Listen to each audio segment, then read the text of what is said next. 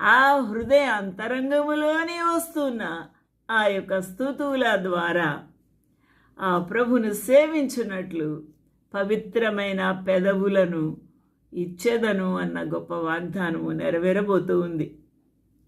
ఇది ఎలాగా జరుగుతుంది అనగా మిలీనియం అనగా 1000 ఏండ్ల పరిపాలనలో సర్వలోకానికి కూడా రాజై ఆయన ఎంతో శాంతి సమాధానాలతో ఉన్న గొప్ప పరిపాలన చేయబోతూ ఉన్నాడు. Then will I turn to the people a pure language, that they may all call upon the name of the Lord to serve him with one consent.